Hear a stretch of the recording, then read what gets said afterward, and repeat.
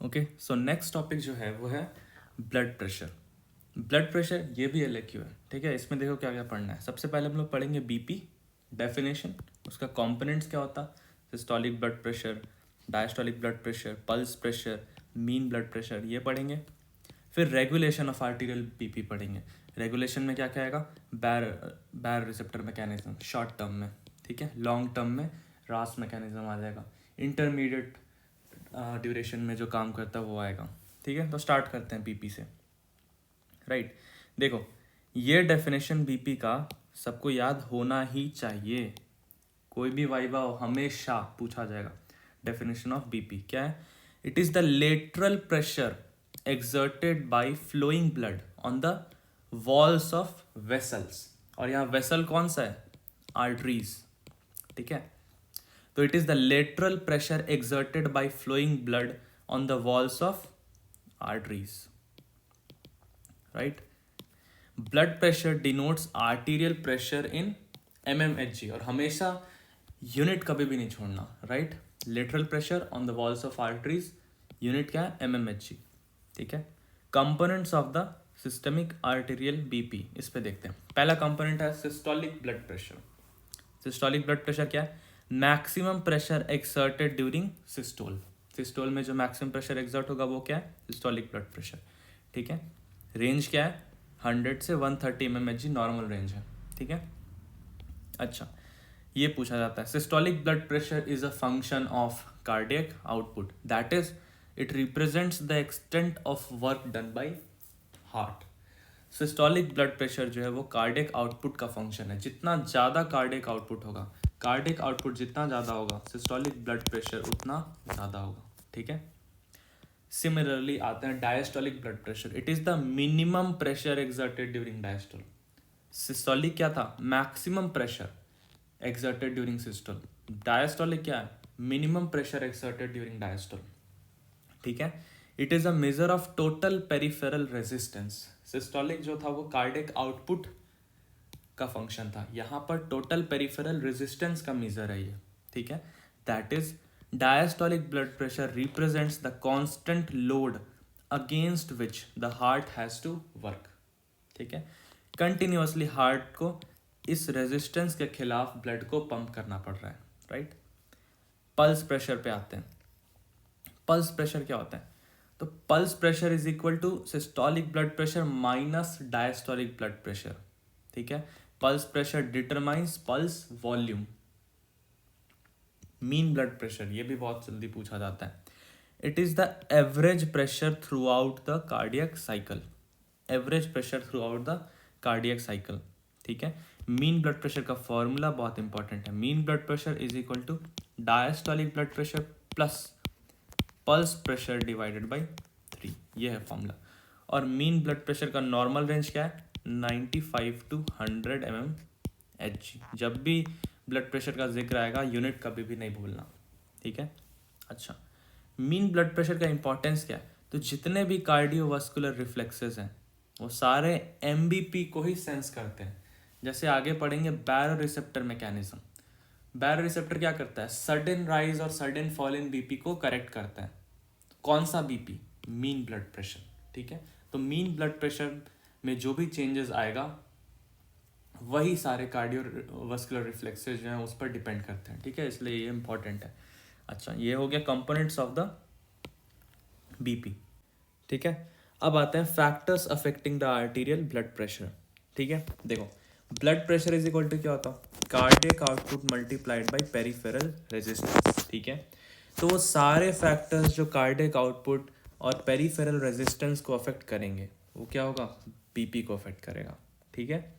अच्छा, ये भी पता है कार्डियक आउटपुट जो था was a function of systolic blood pressure was a function of cardiac output. अब पेरिफेरल रेजिस्टेंस को मेजर करने के लिए कौन सा यूज होता था, डायस्टोलिक ब्लड प्रेशर, ठीक है। तो पहला फैक्टर जो आता है वो एज होता है। दोनों ही बीपी जो है वो एज के साथ क्या हो रहे हैं, बढ़ रहे हैं। सेक्स में देखते हैं, before menopause systolic blood pressure less होता है मेल्स से। After menopause systolic blood pressure 4 से 5 mmHg तक ज़्यादा हो जाता है मेल्स से, ठीक है। किस हार्मोन की वजह से, एस्ट्रोजन की वजह से, ठीक है। ओबीस पर्सन में ये पूछा जाता है वाइवा में, ओबीस पर्सन में जो प्रेशर होता है वो फॉल्सली हाई रिकॉर्ड होता है, ठीक है। स्पिग्मोमैनोमीटर से जो प्रेशर रिकॉर्ड करेंगे वो फॉल्सली हाई होगा, फॉल्सली हाई, राइट। क्लाइमेट पे बात करते हैं। कोल्ड एक्सपोजर हुआ, वेसो कंस्ट्रिक्शन हो गया, ठीक है। कोल्ड में क्या होगा, वेसो कंस्ट्रिक्शन, वेसो कंस्ट्रिक्शन से दोनों ही बीपी बढ़ जाएगा, सिस्टोलिक ब्लड प्रेशर बढ़ जाएगा और डायस्टोलिक भी बढ़ जाएगा, ठीक है। क्लाइमेट हो गया। फियर, वरी, एक्साइटमेंट, इन सारे केसेस में सिंपैथेटिक एक्टिविटी क्या होगी, बढ़ जाएगी। और अगर सिंपैथेटिक एक्टिविटी बढ़ रहा है तो कार्डियक आउटपुट बढ़ेगा, सिस्टोलिक ब्लड प्रेशर बढ़ेगा। याद है सिंपैथेटिक में हर कुछ बढ़ता था, हार्ट रेट, यहाँ पे हमने इफेक्ट्स पढ़ा था, आइनोट्रोपिक, ड्रोमोट्रोपिक, बाथमोट्रोपिक, और एक और था, एक और मैं मिस कर रहा हूँ, वो 4 इफेक्ट्स थे, ठीक है, वो सारे पढ़ने थे। Pressure below the heart level is increased and above the level of the heart is decreased, ठीक है। स्लीप पे देखते हैं, कंप्लीट रिलैक्स्ड स्लीप है तो सिस्टोलिक ब्लड प्रेशर घट जाएगा, डिस्टर्ब्ड स्लीप है तो सिस्टोलिक ब्लड प्रेशर बढ़ जाएगा। स्टैंडिंग पोस्चर, अगर, हाँ ये इंपॉर्टेंट है, ठीक है। सबसे पहले देखते हैं लाइंग पोस्चर में डायस्टोलिक ब्लड प्रेशर घटा हुआ है, ठीक है, पेरिफेरल रेजिस्टेंस नॉर्मल है। बट कोई इंसान जो है ना वो क्या करता है, लाइंग पोजीशन से खड़ा हो जाता है, ठीक है। तो क्या होगा, पेरिफेरल पुलिंग होगा। पेरिफेरल पुलिंग मतलब जितना भी ब्लड है वो पेरिफेरल पार्ट्स में चला गया, peripheral parts of the body में, ठीक है। ब्लड जो है वो लिम्स में चला गया, ठीक है। तो वहाँ पे क्या होगा, पेरिफेरल रेजिस्टेंस बढ़ेगा, और अगर पेरिफेरल रेजिस्टेंस बढ़ रहा है तो क्या डायस्टोलिक ब्लड प्रेशर बढ़ जाएगा। तो सिंपल सा क्वेश्चन क्या पूछा जाता, अगर लाइंग से स्टैंडिंग में जाते हैं तो क्या हो रहा होगा, लाइंग से स्टैंडिंग में जाएंगे तो डायस्टोलिक ब्लड प्रेशर बढ़ जाएगा, तो ये याद रखना है, ठीक है। और सिस्टोलिक ब्लड प्रेशर क्या होगा, घट जाएगा, क्योंकि पेरिफेरल पूलिंग के वजह से वीनस रिटर्न घट जाएगा, ठीक है। तो ये बात है, सिस्टोलिक ब्लड प्रेशर घटा, डायस्टोलिक बढ़ गया, राइट, ये हो गया। अब आते हैं very important topic, regulation of arterial blood pressure, ठीक है। हमने एक पॉइंट पढ़ा था, मीन ब्लड प्रेशर जो था ना वो इंपॉर्टेंट था। मीन ब्लड प्रेशर का नॉर्मल रेंज क्या था, इसका नॉर्मल रेंज था 95 से 100 mmHg। इस रेंज में जहाँ भी डेविएशन होगा तो वो सारे मैकेनिज्म, वो सारे कार्डियोवास्कुलर रिफ्लेक्सेस एक्टिव हो जाएंगे, ठीक है, to maintain the mean blood pressure, right. तो वही पे यहाँ पे वही चीज़ लिखा है, to maintain the normal mean blood pressure within a narrow range between 95 to 100 mmHg, different mechanism are there. कौन कौन से मैकेनिज्म है, रैपिडली एक्टिंग मैकेनिज्म जैसे शॉर्ट टर्म मैकेनिज्म बोल रहे हैं, intermediate acting regulatory mechanism, long term acting regulatory mechanism. तो इन 3 मैकेनिज्म की मदद से जो हमारा बीपी है वो मेंटेन होगा, वो रेगुलेट होगा, राइट। ये तीनों मैकेनिज्म अब हम लोग थोड़ा सा डिटेल में देखते हैं, ठीक है। पहला आता है rapidly acting regulating BP mechanism, ठीक है। इसमें 3 आएगा, बैरो रिसेप्टर, कीमो रिसेप्टर और CNS ischaemic response. Rapidly acting regulating BP mechanism क्या है, जो तुरंत काम करता है, ठीक है। तो help to control the BP from rising extremely high और एक्सट्रीमली लो, ठीक है। सडन चेंज इन बीपी और एक्सट्रीमली हाई और एक्सट्रीमली लो, इसको कंट्रोल करेगा, ठीक है। फीचर क्या क्या है रैपिडली एक्टिंग रेगुलेटरी मैकेनिज्म का, they act within seconds to minute, ठीक है। और most of this mechanism lose their capability for pressure control after few hours to और फ्यू डेज, बस कुछ ही समय तक के लिए एक्टिव रहेंगे, ठीक है। अच्छा, ये जितने भी 3 मैकेनिज्म है ना, बैरो receptor, chemo receptor, CNS ischemic, ये कभी भी कंप्लीटली बीपी को नॉर्मल नहीं ला सकते, ठीक है। अच्छा, ये वही वाला पॉइंट रिपीट हो गया, एक्सट्रीमली हाई एक्सट्रीमली लो, ठीक है। एग्जाम्पल, ठीक है, रैपिडली एक्टिंग मैकेनिज्म कब काम करता है, जैसे sudden change in body posture, कोई आदमी लेटा है वो अब खड़ा हो गया, ठीक है। तो sudden change in body posture के केसेस में rapidly acting BP regulating mechanism काम करेगा। या फिर प्रोफ्यूज ब्लीडिंग, अचानक से हैमरेज हो गया, उस केसेस में भी रैपिडली एक्टिंग मैकेनिज्म काम करेगा, ठीक है। The circulatory reflexes of this mechanism are baro receptor, chemo receptor, CNS ischemic, already हमने पढ़ा, ठीक है। 3 रिफ्लेक्स से रैपिडली एक्टिंग मैकेनिज्म काम करता है, ठीक है। अब वो तीनों मैकेनिज्म हम लोग देखते हैं। पहला आता है बैरो रिसेप्टर रिफ्लेक्स, राइट। ये एकदम याद करना है, सारे चीज़ें इसमें इंपॉर्टेंट है, राइट, हर चीज़ इंपॉर्टेंट है। बैरो रिसेप्टर रिफ्लेक्स देखते हैं क्या करता है। It operates between 60 to 200 mmHg range, 60 से, और रेंज किसका, MBP का, मीन ब्लड प्रेशर का, ठीक है। It corrects 2/3 fall in BP, ठीक है। फॉर एग्जाम्पल मान लेते हैं, अगर normal mean blood pressure 100 mmHg है, BP फॉल होके कितना आ गया, 40 mmHg, ठीक है। Mean blood pressure, fall in BP कितना हुआ, फॉल इन BP 60 mmHg हो गया, ठीक है। हमने यहाँ पे क्या पढ़ा, बैरो रिसेप्टर रिफ्लेक्स 2/3 को करेक्ट करेगा। 2/3 किसका, 2/3 फॉल इन BP, ठीक है।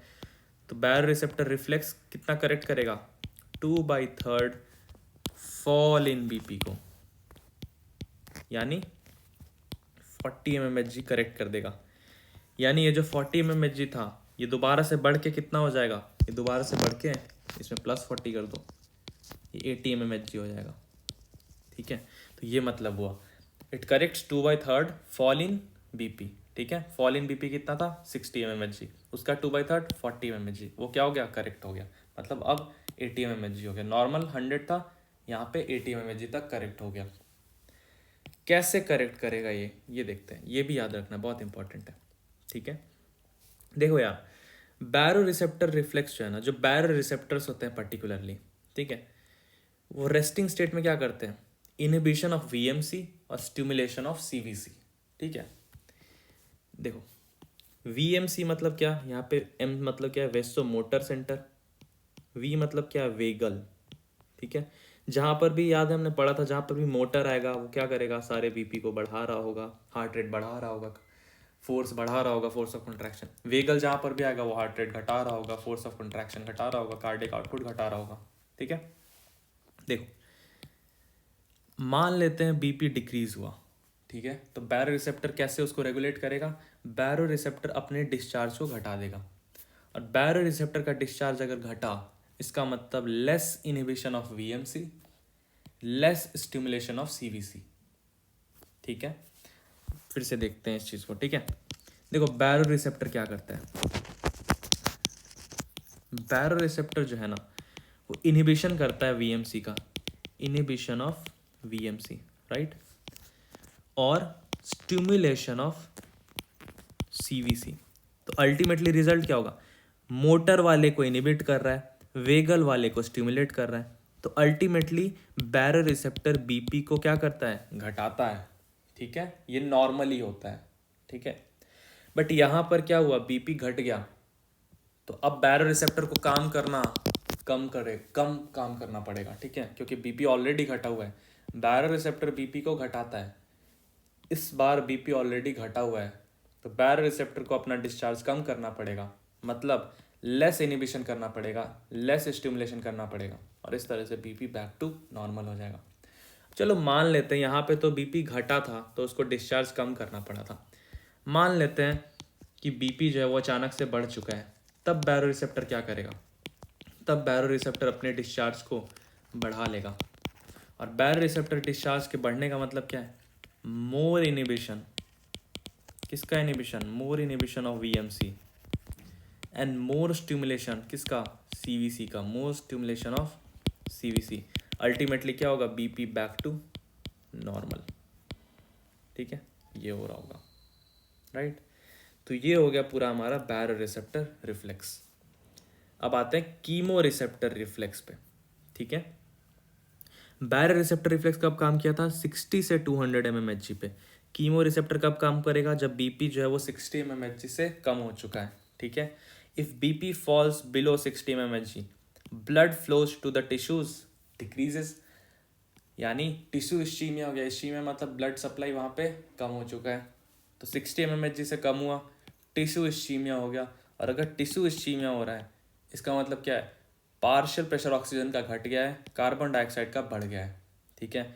अब ये बढ़ा हुआ carbon dioxide it is sensed by chemo receptors. अब कीमो रिसेप्टर ने क्या किया, कार्बन डाइऑक्साइड जो बढ़ा हुआ है उसको सेंस कर लिया, मतलब कीमो रिसेप्टर बोलेगा जो अंदर कार्बन डाइऑक्साइड उसको बाहर निकालो। कैसे बाहर निकालेंगे? वीएमसी को स्टिमुलेट करेंगे। वीएम में क्या था? मोटर, हर चीज़ बढ़ेगा, हार्ट रेट बढ़ जाएगा तो ज़्यादा ब्लड लंग्स के पास जाएगा, ठीक है। तो वीएमसी स्टिमुलेटेड, रेस्पिरेटरी सेंटर भी बगल में होता है, वो भी स्टिमुलेट हो जाएगा, जिससे हार्ट रेट बढ़ेगा, बीपी बढ़ेगा, रेट और डेप्थ ऑफ रेस्पिरेशन भी बढ़ेगा, मोर एंड मोर एक्सचेंज होगा फ्रेश एयर के साथ, और जो कार्बन डाइऑक्साइड है बाहर निकल जाएगा, ठीक है। तो देखो हुआ क्या ultimately, chemoreceptor stimulates VMC and respiratory neurons, VMC में particularly pressure effects and rate and depth of inspiration. कब काम हुआ था कीमो रिसेप्टर का? 60 mmHg पे। स्टिमुलेट कब हुआ?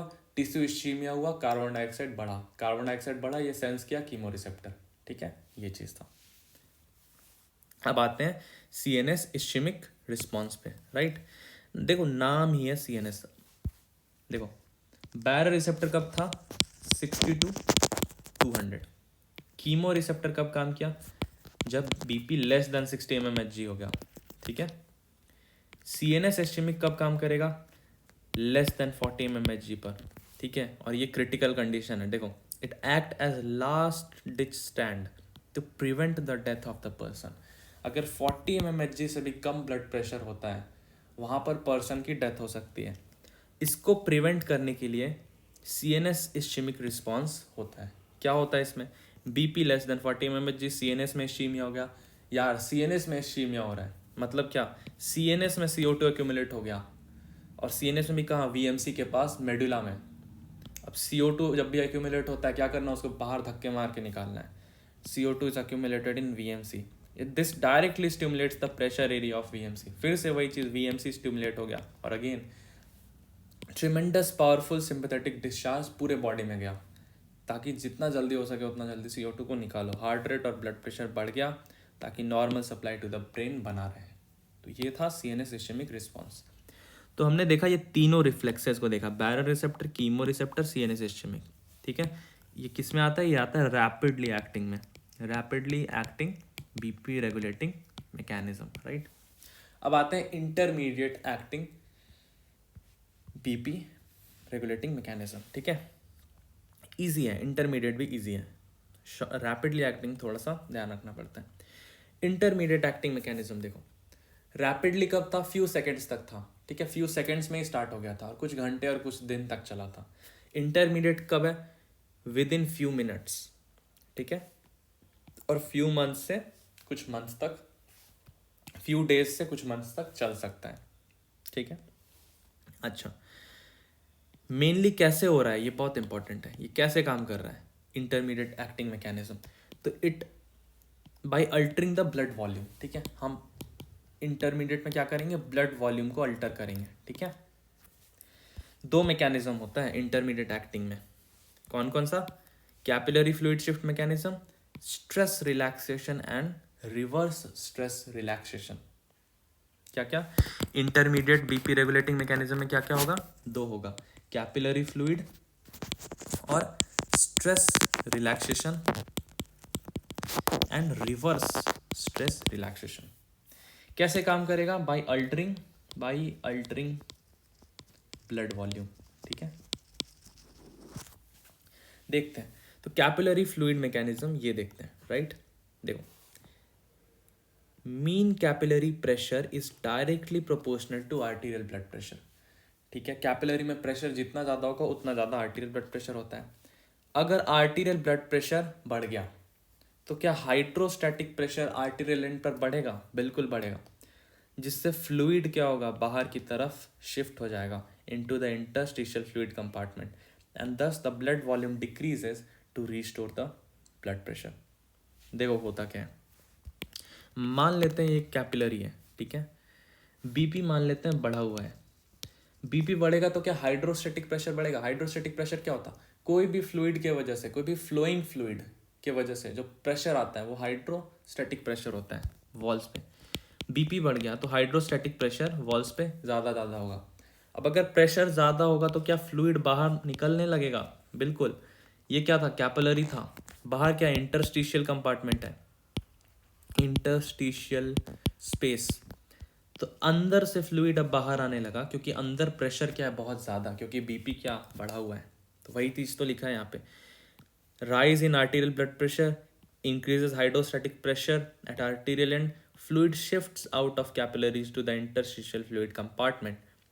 और अगर बाहर की तरफ फ्लूइड आ गया तो अंदर क्या होगा, ब्लड वॉल्यूम कम, अंदर ब्लड वॉल्यूम कम हो जाएगा, और ब्लड वॉल्यूम डिक्रीजेस तो बीपी क्या हो जाएगा, नॉर्मल, राइट। ये हो गया पूरा कैपिलरी फ्लूइड शिफ्ट मैकेनिज्म। ठीक है, देखो यहाँ पे मीन कैपिलरी प्रेशर यहाँ पे अंदर से फिल्टर होके आ गया। प्लाज्मा कोलॉइडल ऑस्मोटिक प्रेशर क्या करता है, अपोज करता है फिल्ट्रेशन को। ठीक है, stress relaxation and reverse stress relaxation mechanism, इस पे देखते हैं। ठीक है, देखो नाम में ही क्या है, स्ट्रेस रिलैक्सेशन। स्ट्रेस आया और रिलैक्स हो गया, क्या रिलैक्स हुआ, ब्लड वेसल्स। ठीक है, स्ट्रेस का मतलब क्या है, बीपी बढ़ जाना। तो मान लेते हैं अगर बीपी बढ़ता है, फॉर एग्जांपल अगर किसी को इंट्रावेनस इंजेक्शन दिया तो वॉल्यूम क्या हो गया, बढ़ा, और वॉल्यूम बढ़ा तो pressure on the walls increase हो गया, और pressure on the walls increase यानी आर्टीरियल बीपी क्या हो गया, बढ़ गया। और आर्टीरियल बीपी बढ़ा तो क्या होगा, बीपी को नॉर्मल करना है, कैसे, रिलैक्सेशन करके। किसका रिलैक्सेशन, देखो, cause relaxation of blood vessels simply by local vascular tone adjustment। जैसे ही बीपी बढ़ा, जो ब्लड वेसल्स है वहाँ के, वो अपना ही टोन एडजस्ट करेंगे। ठीक है, इंक्रीज्ड बीपी के रिस्पॉन्स में खुद को रिलैक्स कर लेंगे, जिससे बीपी क्या हो जाएगा, घट जाएगा। कैसे घटेगा बीपी, देखो, अगर इनिशियली क्या था, इनिशियली ब्लड वेसल्स ऐसे थे, ठीक है, बट अब क्या हो चुका है, बीपी बढ़ चुका है। तो बीपी घटाने के लिए ब्लड वेसल्स क्या हो गए, रिलैक्स कर गए। ठीक है, तो अब देखो जो यहाँ पे फ्लूइड था वो क्या, फ्लूइड डिस्ट्रीब्यूट हो गया, और अब वॉल्स पर क्या आएगा, कम प्रेशर आएगा। पहले बहुत ज़्यादा प्रेशर था, बहुत ज़्यादा प्रेशर, बहुत ज़्यादा प्रेशर, अब कम प्रेशर आएगा। ठीक है, तो क्या हो गया, कार्डियक आउटपुट घट गया क्या, बिल्कुल घट गया। वीनस रिटर्न घट गया, इसलिए वीनस रिटर्न घट गया, इसलिए कार्डियक आउटपुट घट गया। ठीक है, अब ब्लड जो है वो हार्ट के पास कम जाएगा, प्रेशर क्या हो चुका है, घट चुका है। इस केस में बीपी डिक्रीजेस, राइट, ये रिलैक्स हो चुका है। उल्टा भी हो सकता है, मान लेते हैं बीपी क्या हो चुका है, घट गया है। ठीक है, तो ये देखो ब्लड वेसल्स क्या अपने आप को कंस्ट्रिक्ट कर लेंगे। ठीक है, अब सेम वॉल्यूम जो है वो कंस्ट्रिक्ट हो गया, तो ज़्यादा प्रेशर जनरेट हो रहा है। ठीक है, तो ये चीज़ हो गया। Conversely fall in arterial BP causes tightening of the blood vessels, जिससे बीपी बैक टू नॉर्मल। इसको क्या बोलते हैं, रिवर्स स्ट्रेस रिलैक्सेशन। तो ये दोनों मैकेनिज्म हो गए हमारे intermediate acting arterial blood pressure regulatory mechanism पे। ठीक है, अब आते हैं long term arterial BP regulatory mechanism. ठीक है, तीन मैकेनिज्म था, रैपिडली एक्टिंग या शॉर्ट टर्म, इंटरमीडिएट एक्टिंग, और अब यह है लॉन्ग टर्म एक्टिंग। देखो मेन जो है ना, जो थ्रू आउट द ईयर काम करेगा, हमेशा काम करेगा, जो बिल्कुल करेक्ट करेगा, वो है long term acting. It takes 3 to 10 days for this mechanism to come to complete equilibrium. ठीक है, देखो, these mechanism have ability to bring the arterial BP all the way back to normal। याद करो, barrel receptor सिर्फ 2/3 को correct करता था। Rapidly acting यानी शॉर्ट टर्म, इंटरमीडिएट एक्टिंग, ये कंप्लीट बीपी फॉल को करेक्ट नहीं कर रहे थे, कंप्लीट बीपी रेगुलेशन नहीं कर रहे थे। जो लॉन्ग टर्म है ना, वही क्या कर रहा, all the way back to normal. ठीक है, लॉन्ग टर्म दो मैकेनिज्म से होगा, direct mechanism, indirect mechanism, right. देखते हैं डायरेक्ट मैकेनिज्म में क्या होगा। डायरेक्ट मैकेनिज्म में ब्लड वॉल्यूम कंट्रोल किया जाएगा किडनी के द्वारा। ठीक है, इसलिए इसको रीनल फ्लूइड मैकेनिज्म या extra cellular fluid volume mechanism भी बोलते हैं। देखेंगे ये क्या होता है। और इनडायरेक्ट मैकेनिज्म में आता है रेनिन एल्डोस्टेरोन एंजियोटेंसिनोजन सिस्टम, रास, एल्डोस्टेरोन और एंजियोटेंसिनोजन सिस्टम। तो ये तीन मैकेनिज्म, डायरेक्ट का नाम क्या था, रीनल फ्लूइड मैकेनिज्म। इनडायरेक्ट में क्या होता है, एल्डोस्टेरोन, रेनिन एंजियोटेंसिन सिस्टम। ये तीन सिस्टम्स के through long term BP regulation होता है। ठीक है, अब देखो ये चार्ट काम गया। ठीक है, तो देखो क्या होता है, डायरेक्ट मैकेनिज्म, इनडायरेक्ट मैकेनिज्म।